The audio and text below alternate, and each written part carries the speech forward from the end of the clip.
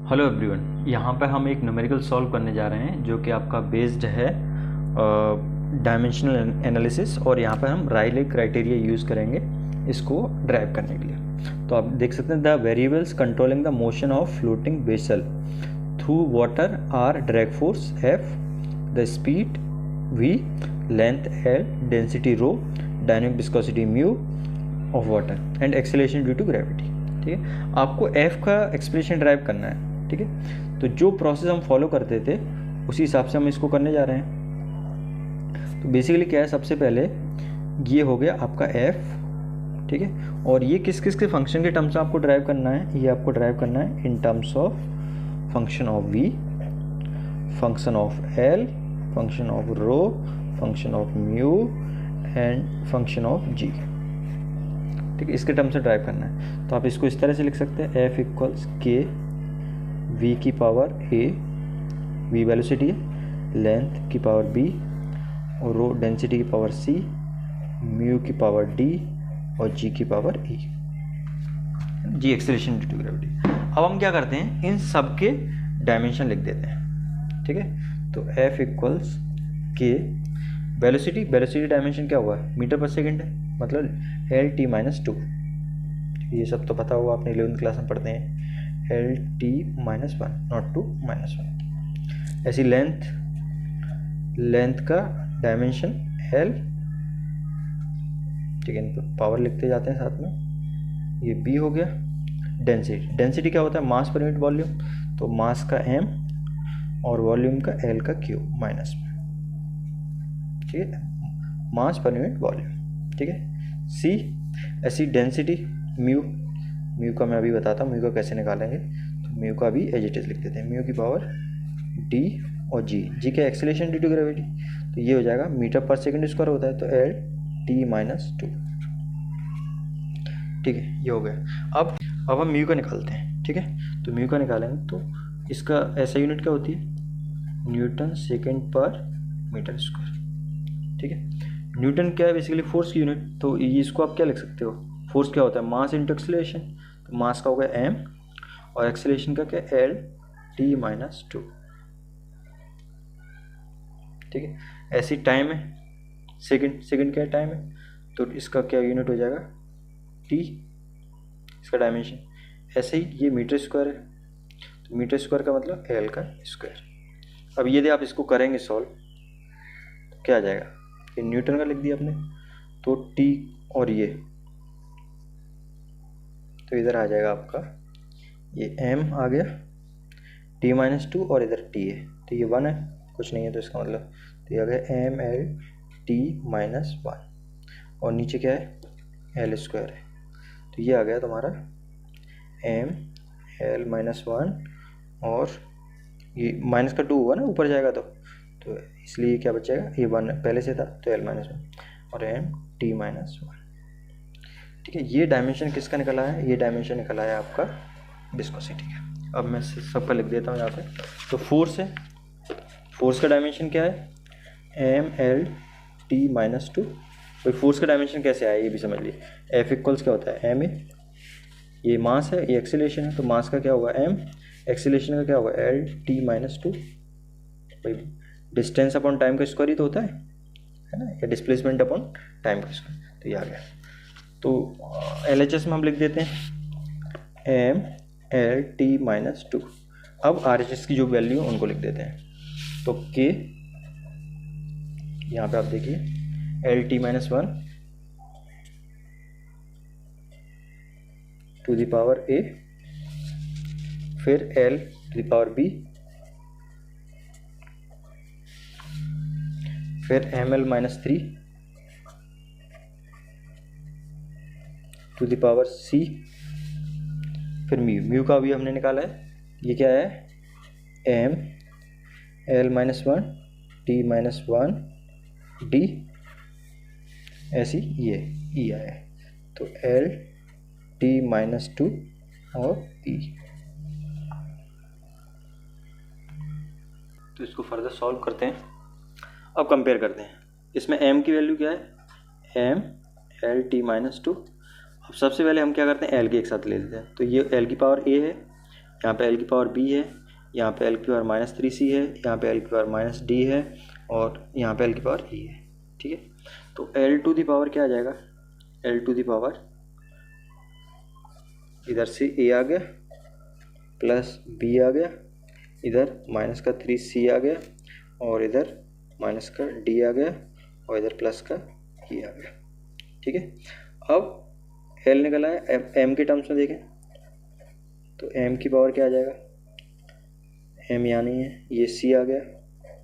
ठीक है, और इधर क्या आ गया, प्लस d आ गया। ओके, ये हो गया।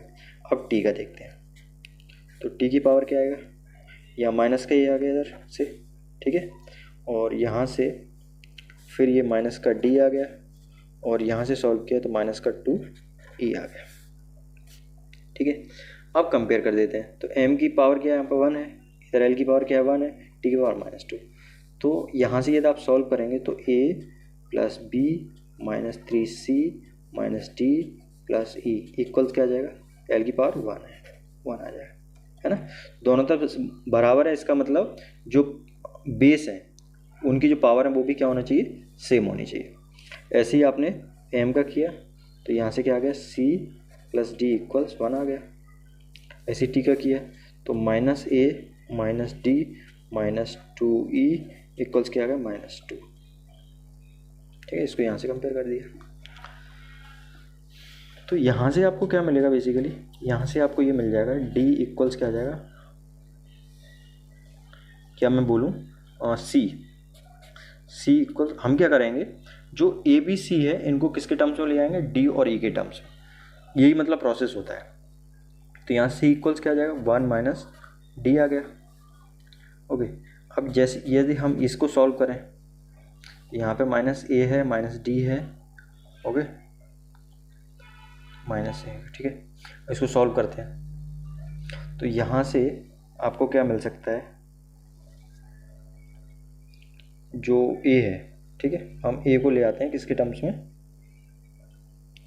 यहाँ से पहले तो आप इसको और सिंप्लीफाई करके लिख देते हैं, तो a + d + 2e = 2 हो जाएगा, माइनस का दोनों तरफ मल्टीप्लाई कर देंगे तो ये फिर फर्दर इसको सॉल्व करोगे तो यहाँ से आपका a इक्वल्स क्या आ जाएगा, 2 - d - 2e।